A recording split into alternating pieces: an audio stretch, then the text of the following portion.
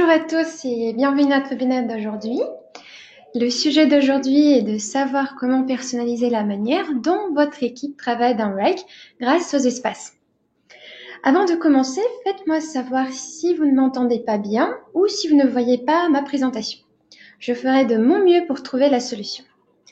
Notre session prendra environ 1 heure de votre temps et nous allons terminer avec une session de questions-réponses. Alors, n'hésitez pas à ajouter vos questions dans la boîte à questions de l'interface du webinaire. Je voudrais commencer par me présenter. Je m'appelle Maria et je suis responsable réussite client ici chez Wrike. Mon rôle est de vous aider au quotidien à utiliser Wrike de la manière la plus efficace. Voilà notre agenda pour aujourd'hui. Nous allons évidemment commencer par découvrir ce que sont les espaces et ce qui va changer dans votre compte après leur apparition. Nous passerons également en revue des avantages qu'ils offrent, puis nous passerons à la section démo. Je vais vous expliquer comment créer des espaces, les éditer et bien sûr comment les utilisateurs du compte peuvent les rejoindre. Vous verrez également plusieurs cas d'utilisation et les bonnes pratiques. Bien, commençons. Pendant longtemps, Wrike avait 3 éléments de base: dossier, projet et tâches. Les dossiers permettent d'organiser les éléments du compte, les projets constituent les conteneurs de travail et les tâches représentent les principales unités de travail pouvant faire l'objet d'une action. Aujourd'hui, nous introduisons le 4e élément de base, les espaces. Que sont les espaces ? Les espaces sont des concentrateurs personnalisables utilisés pour stocker les informations pertinentes pour une équipe. Ils permettent aux équipes de créer un espace de travail spécialisé au sein de leur instance Wrike, un espace de travail personnalisé qui permet aux équipes de rechercher, partager et exécuter le travail plus efficacement tout en faisant partie d'une structure organisationnelle plus grande. Avec les espaces, les équipes peuvent regrouper tous les éléments connexes dans le panneau de navigation de gauche. Un autre rôle que les espaces peuvent jouer est celui d'un point d'accès à votre travail. Il permet d'accéder à un contenu organisé et de le visualiser. Il est également possible d'y accéder par le biais de différentes fenêtres ou espaces du même compte. Comme vous pouvez le constater, les espaces se distinguent facilement des autres éléments du panneau de navigation de gauche. Leurs noms sont en gras et chaque espace est représenté par une icône en forme de cercle. Alors, quels sont les avantages des espaces ? Tout d'abord, ils simplifient l'expérience utilisateur de l'équipe. Deuxièmement, ils garantissent un accès à un partage rapide du travail de l'équipe dans un espace dédié. Et enfin, ils permettent aux grandes équipes ou aux grands groupes de fonctionner avec plus d'efficacité, permettant ainsi un accès et une visibilité personnalisée dans une structure partagée. Qui peut utiliser les espaces ? C'est le dernier sujet qu'on va discuter avant de passer à mon compte démo. Et pour répondre à cette question, les espaces peuvent être utilisés absolument par tous les utilisateurs de vos comptes. Les utilisateurs réguliers, les utilisateurs externes et bien sûr les collaborateurs pour tous les types de licences. Les utilisateurs réguliers et les administrateurs peuvent créer des espaces avec la possibilité de limiter la création d'espaces aux administrateurs uniquement. Les utilisateurs externes et les collaborateurs peuvent être invités à un espace et les utilisateurs réguliers externes obtiennent un espace personnel lorsqu'ils rejoignent un compte. Bien, vous savez maintenant quels sont les espaces et qui peut les utiliser. Il est le temps de sauter dans le compte de démonstration et d'apprendre à créer et à gérer des espaces. Voilà. Comme vous pouvez le voir, l'espace personnel existe déjà dans mon compte. Il est là. C'est celui-ci avec icône de la maison. Commençons par créer un espace pour l'équipe créative faisant partie du service marketing. Il servira de plaque tournante pour tous les projets de l'équipe. J'ai déjà un dossier dans ma structure démo où résident les dossiers de l'équipe créative. La première question que vous pouvez avoir, où se cache toute ma structure, toute mon arborescence qui s'affichait à gauche avec l'arrivée des espaces? Une très bonne question et vous aurez tous ici en bas de la fonctionnalité Explorer les espaces, un espace, si on peut le dire, qui s'appelle Partager avec moi. Et c'est au niveau de Partager avec moi, vous aurez tous vos dossiers qui ont été créés précédemment dans votre compte. Donc tout ce qui concerne le partage et la structure que vous avez créée d'avance ne va pas changer. Il vous suffit juste de choisir les éléments qu'il vous faut dans cette structure pour réorganiser un petit peu et ce que je veux vous montrer avec l'exemple de notre équipe créative. Alors, dans ma structure, il y a un dossier département, il y a le dossier de l'équipe marketing et là-bas, il y a un dossier qui regroupe toutes les initiatives, tout le travail de mon équipe créative. Si je l'ouvre, j'ai l'ensemble des éléments qui sont là. Alors, qu'est-ce que je vais faire en premier? Nous allons créer un nouvel espace et y transférer tous ces projets. Comme nous l'avons déjà mentionné, les utilisateurs réguliers et les administrateurs peuvent créer les espaces. Je suis administrateur de mon compte démo, je peux donc également créer des espaces. Pour créer un espace, il suffit juste cliquer ici sur un grand plus qui s'affiche en haut de votre écran, en haut de votre espace de travail. Et au lieu d'avoir les objets standards que vous avez pu créer à l'époque, comme les tâches, projets ou dossiers ou demandes, vous avez également espace. Je clique sur ce choix et je suis redirigée tout de suite vers fenêtre de dialogue qui me permet de personnaliser mon espace que je veux créer. Commençons par donner un nom à notre espace. Je vais l'appeler selon le nom de l'équipe, qui est l'équipe créative. Ou s'il s'agit d'un espace, ça serait créatif. Maintenant, vous avez le choix. Si nous voulons que notre espace soit public ou privé. Si nous créons un espace public dans Rake, tous les utilisateurs réguliers pourront le trouver et le rejoindre dans la section Explorer les espaces.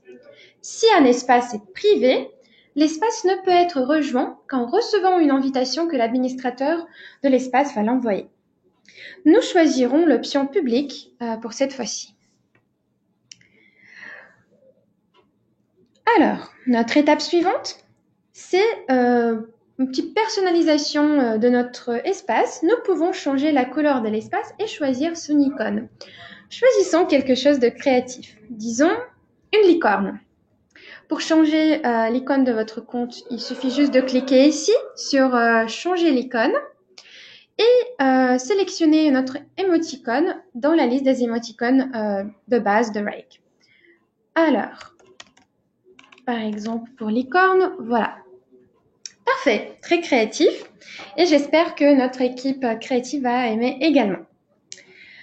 Maintenant, une fois que nous avons trouvé un émoticône correspondant, ajoutons les utilisateurs à notre espace. J'aurais pu les sélectionner un par un, entrant leur nom dans le champ ici. Vous pouvez ajouter les participants. Mais j'ai déjà un groupe d'utilisateurs créatifs qui contient tous les membres de l'équipe. Donc, il suffit juste de commencer à taper le nom du groupe et de le choisir ici. Parfait. Maintenant, notre espace est disponible pour l'équipe créative et tous les membres de ce groupe d'utilisateurs est devenu membre de cet espace. Disons que je souhaite faire de l'un de mes membres du groupe d'utilisateurs créatifs un administrateur de l'espace. Je ne peux pas modifier les droits de tous les groupes sur les administrateurs et je trouve donc manuellement une des utilisatrices qui s'appelle Anne. Voilà. Et maintenant, ici, je peux choisir le nouveau niveau d'accès administrateur. Comme ça, Anne pourra également paramétrer cet espace et m'aider à personnaliser cet espace commun pour l'équipe créative pour qu'on puisse optimiser notre travail. Parfait. La dernière chose que nous devons faire ici, c'est de sélectionner le flux de travail par défaut pour notre espace. L'équipe créative de notre compte utilise le flux de travail Wrike for Marketer. Alors, je le choisis dans la liste et maintenant, je peux le définir par défaut. Pourquoi c'est important de choisir un flux de travail par défaut spécifique par espace? En définissant un flux de travail spécifique pour les espaces, nous créons une efficacité dans la création de tableaux de bord et de rapports au sein de l'espace. Et ça aide également aux gens qui travaillent sur les projets et les tâches au sein de votre espace et montrent le flux de travail par défaut qui est créé au niveau d'espace. Bien, nous sommes prêts à partir et je termine la création de l'espace en cliquant sur le bouton « Créer ». Et voilà, mon espace créatif est maintenant disponible dans la liste des espaces sur mon compte. Vous pouvez développer le contenu de l'espace en cliquant sur le bouton fléché situé à gauche de son nom, ici, voilà, ou bien le cacher. Aujourd'hui, il n'y a pas encore d'objet dans notre espace, on n'a pas encore une structure dédiée pour cet espace, et donc la seule option qui apparaît, c'est la fonctionnalité qui s'appelle les signés, et c'est vraiment quelque chose qui va changer la vie des utilisateurs de Wrike en avril, au moment où les espaces vont apparaître dans la production. C'est un nouveau outil qui vous permet de regrouper les éléments et les applications de Wrike pour chaque équipe. Et je vous propose alors de l'ouvrir tout d'abord pour voir à quoi ça ressemble. Donc maintenant, c'est vraiment vide. Mais on peut ajouter les signés qui vont montrer les liens les plus pertinents pour notre équipe vers les éléments de notre compte Wrike qui sont les plus importants pour leur travail à accomplir. Donc, cette section peut être vraiment utilisée pour stocker cette information et on peut la remplir avec les tâches, dossiers, projets, tableaux de bord, rapports, les formulaires de demande et même les liens externes. Nous aimerions souligner que l'apparence actuelle des signés va changer et que l'ajout des formulaires de demande et d'outils futurs seront différents lors du lancement des espaces en avril. En ce moment, la section est vide et pour y ajouter plusieurs éléments importants pour notre équipe créative, on va commencer par se poser une question. Quels sont ces éléments? Où est-ce qu'on doit aller pour ajouter ces éléments dans Wrike? Tout d'abord, notre équipe créative utilise un tableau de bord créatif. Alors, commençons par cela. Pour ajouter un tableau de bord, nous avons besoin de son identifiant ou de son lien. Je vais au tableau de bord et je trouve le nécessaire. Voilà. Voilà mon tableau de bord de l'équipe créative. Je peux également choisir un autre tableau de bord si j'en ai besoin dans la liste. Et pour attacher ce tableau de bord de notre équipe créative dans les signés de notre espace créatif, il faut juste copier et coller notre lien. Ici, je clique sur un petit plus, je mets le lien ici dans la section du lien. Je peux renommer cet objet en disant que c'est tableau de bord équipe créa. Et si besoin, vous pouvez même faire la description et par exemple l'utiliser comme une bonne pratique pour les utilisateurs de cet espace en disant que voilà, vous pouvez utiliser ce tableau de bord pour traquer votre travail actuel, par exemple. Bon, moi, je vais rester la description vide, c'est pas obligatoire, mais juste pour info, vous pouvez également utiliser ces éléments dans vos conversations avec les membres de votre équipe. Je vais enregistrer le changement et voilà. Wrike nous a créé ce lien et a identifié qu'il s'agit d'un tableau de bord. Maintenant, chaque fois que je veux ouvrir ce tableau de bord, j'ai plus besoin d'aller dans la section tableau de bord en haut. Je peux juste cliquer sur ce lien et Wrike va me rediriger vers un tableau de bord nécessaire. Parfait. De quoi d'autre avons-nous besoin? Par exemple, ajoutons un formulaire de demande créative qui est utilisé par l'équipe et le dossier qui contient toutes les demandes entrantes. Je commence par le formulaire.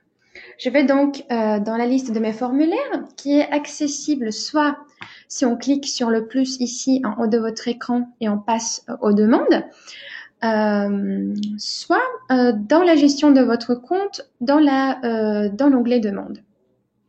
Alors, je vais ici, je vais juste cliquer sur la demande créative, je vais copier le lien et le coller, hop, dans les signés. Ici, je vais l'appeler demande créa. Et pareil, vous pouvez rajouter une description pour apporter plus de détails à quoi consiste cette demande. Parfait. Et Wrike a identifié qu'il s'agit d'une demande, ce qui est bien. Et pour chaque élément, pour chaque application que vous rajoutez dans les signés, vous avez une image spécifique qui vous montre de quoi s'agit-il, ce qui est bien pratique s'il s'agit de plusieurs éléments qui sont stockés à ce niveau-là. Parfait.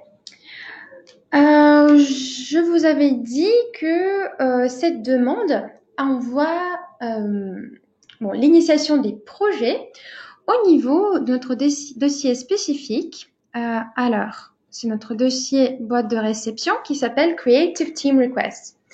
J'aimerais bien rajouter ce dossier dans nos signés dans l'espace créatif également.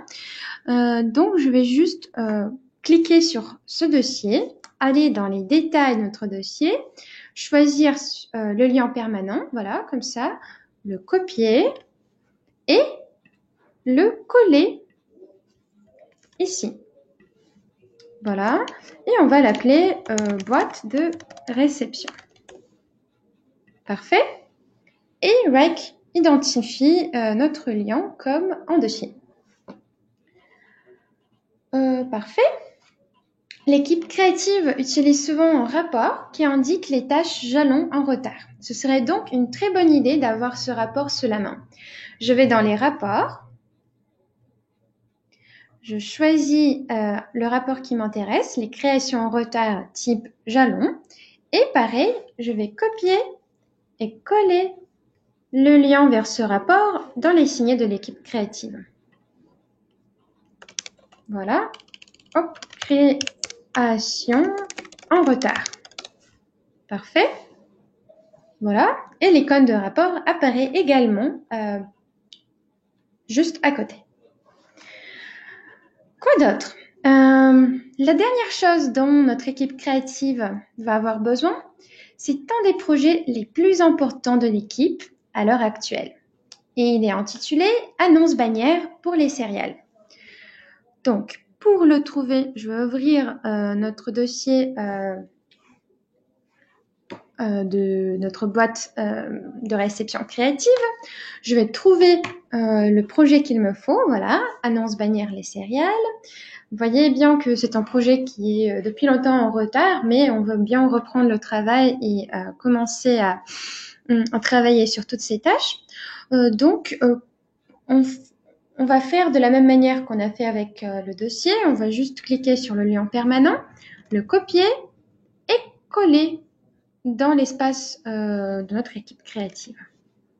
Voilà. Et on va choisir le même nom que de ce projet. Bon, annonce bannière, céréales. Voilà. Parfait. Et le projet, il est aussi bien identifié comme projet dans les signés de notre espace. Comme vous pouvez le constater, l'ajout d'éléments dans l'espace fonctionne comme si... fonctionne avec les liens, c'est vraiment très pratique et vous pouvez vraiment rajouter tous les éléments qu'il vous faut juste avec les liens que vous avez mis. S'il s'agit par exemple des ressources externes, c'est aussi bien possible. Vous pouvez également y créer des nouvelles sections.